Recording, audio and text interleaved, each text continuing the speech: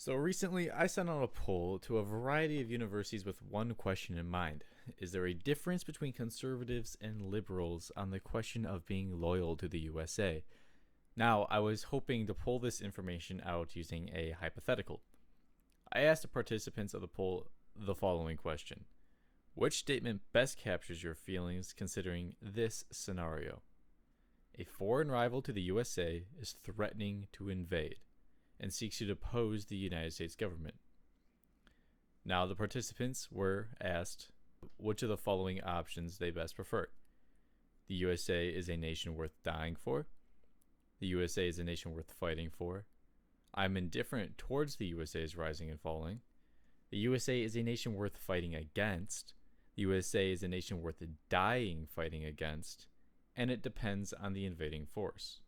Now, just to clarify, my original feeling about this was that the difference between liberals and conservatives would be hard to notice if any even existed at all. And keep in mind, by and large, the people I polled were young college students, which undoubtedly had an effect on the stats. As you can see, those identified as generally conservative were far more likely to die for the country than their liberal counterparts. Here we see the first two of the divides that correlates with people's politics, and, well, that being patriotism. The general pro-USA attitude amongst conservative numbers around 86%, as opposed to liberal 54%. This divide is substantial and is the first most obvious indicator of a deep-rooted divide between the left and the right. However, even more interestingly, pay attention to the anti-USA responses as well, along with the indifferent-like responses. Here we see another divide besides patriotism. Starting with the liberals who were polled were not in strict opposition to the USA. Rather, there is a strong attitude of indifference or a feeling of flexibility on the subject. There is a generally more lukewarm attitude amongst the liberal students, as far as I could notice, and this is observable in the liberals' 42% indifferent or depends vote, which is in comparison to the conservative 9%. Another truth can be found in the margins once again, and it's telling of another cultural difference, and that is amongst those who are in opposition to the USA. Amongst conservatives, generally speaking, 5% were against the USA as opposed to 4% of liberals. A minor difference in terms of the fringe opposition. However, there is something interesting here, and that's the intensity of the conservatives as opposed to the liberals. The conservative votes revealed that all those who opposed the US would be willing to die in this venture, whereas the liberals were split 2 and 2 on willing to die or willing just to fight. I think this matches up with what was revealed by the liberals' indifference and strong patriotic response of the conservatives. The second gap in the culture is intensity. Across the board, conservatives are much more intense on the subject. Even despite patriotism, when they are in opposition to the nation, they are still more intense. These truths are further cemented when the centrist vote is revealed, being an average mix of both liberal and conservative, as you can see here. Now, why were these results? And just a disclaimer, this is all just thought and theory. I'm not a professional. That being said, well, for the conservatives, the necessity to glorify the past is something that is inherent in the movement. And this comes from a need to make it plausible that there are traditions that deserve conserving. This often comes with a glorifying of the nation. For to the conservatives, the nation is a general umbrella that all American traditions fall under. And traditionally, this would include American institutions, as they are largely seen as defining aspects of American identity. Look, for example, at the conservative love for the Constitution as an institution and a tradition. This admiration, viewing it as a source for rights for a core institution of American politics, has been extended to the wider nation in the conservative mindset, seeing the defense of the nation and the defense of her institutions as being inseparable. Showing love for these things and for the country and older traditions in general is the conservative justification for refuting different liberal ideas, which many see as dismantling these core traditions. to conserve and not tear down is the general conservative motto and mindset. Now, why is patriotism lacking for the liberals? Well, there's a culture in the liberal movement, and this culture is based on an attitude of criticism. This criticism is aimed at the structures of society that are viewed as oppressive.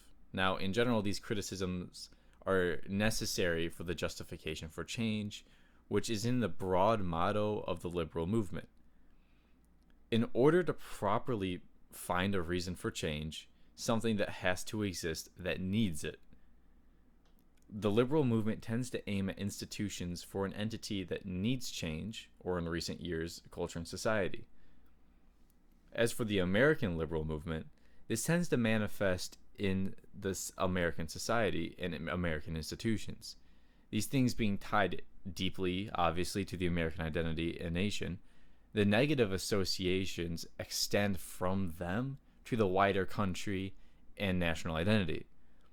For example, the common liberal beliefs in systemic racism have led to conversations about America as a society and nation being founded on said racism. The instinctual criticism for these entities naturally drives the liberal mindset for removal of older and, in their views, archaic institutions and entities that conservatives may want to protect, and thus adds a negative connotation to America as a whole. Well, that's pretty predictable for patriotism. But what about the difference when it comes to the intensity of the two sides? Especially when it comes to being anti-American. If liberals are more likely to not support the US, wouldn't it be more likely to die against the US? Well, in fact, it's just the opposite. Although the percentage is just about equal for being anti-US, the conservatives were more likely to die against the US. And you can find the difference in intensity just by looking at the indifference options, with only 9% of conservatives being indifferent, with 42% of the liberals. How did that happen? Especially on the topic of governance, but also as a general rule, it's said that it's easier to tear something down than it is to build it up. If we apply this rule to what has been observed, as well as the general functionings of liberals and conservatives, we can put it all into the same frame. If national pride and fiery patriotism are the things to be torn down, then the liberals have done well, at least in their own population. At least assuming that achieving this leads to the zero enthusiasm. However, the prior hard part still applies, and that is building up. If the liberals want to keep in the same direction, then they will want to replace fiery patriotism with fiery anti-patriotism. But that hasn't been done. More likely, the liberals would rather devote time and energy to something more productive. Leave the structure of patriotism on the ground and instead spend time creating care and devotion not to combating the nation, but to something else, whether it be progressivism or environmentalist ethics. Well, you can at least see that this is a matter of energy and how that it's spent, and that explains the liberals. But how do we explain the conservatives in what seems like a contradiction? Well, let's keep with the same analogy here. Imagine the conservatives are the keeper of the structure of fiery patriotism. Now, imagine trying to keep it sustained and healthy, not looking to tear it down, nor not necessarily looking to build anything new. This would explain the large number of conservatives who feel that upholding the country is worth their life. Now, imagine the foundation of this building isn't necessarily fiery patriotism, but passionate national ideals, willing to die for what you believe to be good and true. The only reason the conservatives have applied this to the nation is because most believe the nation is good and true, but say some disagree and wanted to add on to the building, thinking the nation is negative and would die getting rid of it. Well, they still exist in the building and still use the foundations of passionate national ideals, but they have a different interpretation or a different room of the building. They are still conservatives, still keeping the building safe as the other conservatives, and still in opposition to liberals who seek to remove it. They are the 5%. At least that's the only world I can think of where one side's indifferent to something and the other side both wants to die for something and die against that same something. I don't know if that makes any sense. This is my first video, if you can't tell, and I'd like to grow this channel and see where it goes. So if you like the video, send it around. Appreciate you all. Goodbye.